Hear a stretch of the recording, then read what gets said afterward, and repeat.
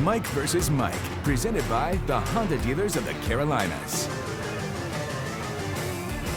Welcome back inside the Chevrolet Sports Night here on Spectrum News 1. Mike Solarte. It is week 7 in the NFL, and in spite of a 1-5 overall record, the season for the Carolina Panthers marches on as they host Tampa Bay. And where's the hat?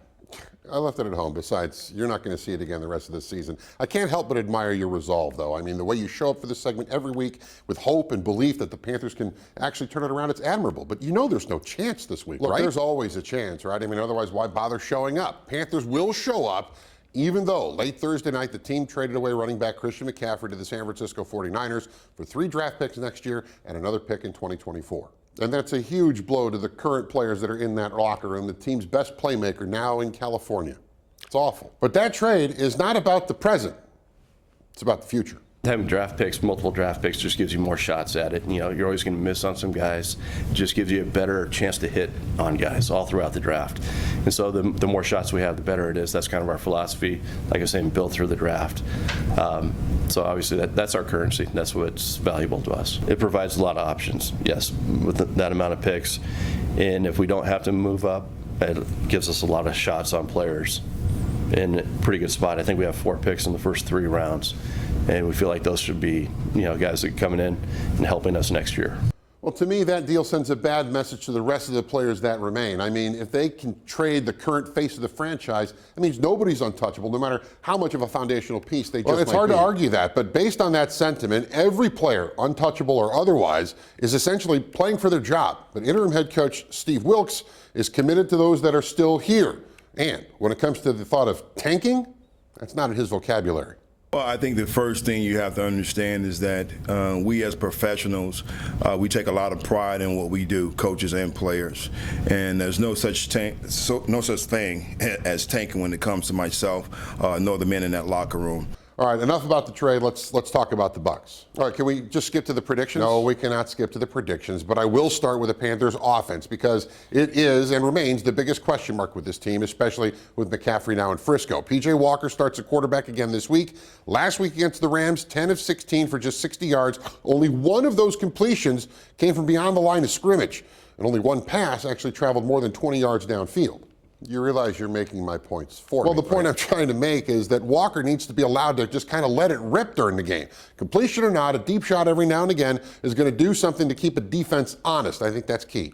But a team has to have confidence in their quarterback to allow him the full run of the offense. The Bucs have that. They've got Tom Brady. But do the Panthers trust Walker, who was at best the 3rd quarterback coming out of camp if everyone was still healthy? Offensive coordinator Ben McAdoo does have confidence in Walker and the rest of the signal callers on the roster. I've said that from the beginning. Where we continue to work, we have guys that have tremendous attitudes, which may not sound like a big deal on some other people, but for us that's a big deal. We show up, we work. There are signs of improvement, but they're not. It hasn't come together yet, and we keep having confidence in it. You know, it's nice to say you've got confidence in him, but do they trust him during the game? That's the biggest issue. That might be the biggest issue. Walker is itching to just let it fly, but he knows he has to work within the framework of the game plan, which was the case last week in Los Angeles. Keep the ball out on the perimeter. They relied on the run game more than they did on Walker slinging it all around. Absolutely. I'm sure, just like I know and you guys know, whether with the run game working the way it was last week, if we could get the ball downfield, I think it'll soften up the secondary and we'll be good to go. Even more, be able to run the ball even more. And now that run game falls into the hands of Deontay Foreman and Chuba Hubbard to get a bulk of the work. Now, as for the Bucs offense, allow me, that would be Mr. Tom Brady. He had the 7 Super Bowl titles, 5-time Super Bowl MVP. The GOAT. Yeah, I know, he's all that, but the Bucs aren't lighting the world on fire this season. I mean, Brady has as many spiked tablets as he does spiked passes this season, or at least it seems that way. Entering this matchup, the Bucs are 3-3 overall with a lot of question marks on how well their offense is functioning. Really? I mean, because to hear Al Holcomb tell it, the Bucs are elite all over the field. They're on sync in terms of the pass game and what they're doing conceptually.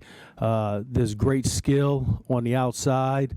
They're big, they're long, they're all on the same page. So, at the end of the day, it's a high-octane offense that has a really good run game, and we've got our hands full. you know, at some point, Father Time has to step in and start slowing Brady down, right? I mean, he is 45 years old. That's only slightly younger than us. Yeah, slightly is accurate, but, you know, we're not in the NFL.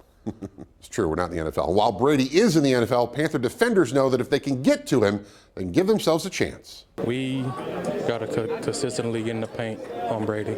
We got to be around his feet. We got to be around him, make him nervous. He don't like pressure. We all know that. I mean, just force him to throw in completions. It mainly has to come from inside. You got to get in his face, get in his windows, fall around his feet. He doesn't like guys just in his personal space. Like, he doesn't care if you're behind him. So, I mean, that's the main way to pressure him and affect him. Got to get in his windows. All right, it's prediction time, and there's no doubt in my mind the Bucs win this game, and I don't even have to go into the X's and O's. In the last 2 weeks, the Panthers have fired their head coach, traded away a starting wide receiver, and now arguably the best option they had on offense. I mean, the team is now the people version of the Panthers' Rock Hill Project, a building that began and then stopped, and now they're starting over in this rebuild. This team has been set back by a number of years, putting faith in the future over the players that are here now. All that said, the Bucs roll to the bank with likely another sea of red in the stands, thanks to the visiting fans, to the tune of 31-13, and 31 might not be high enough.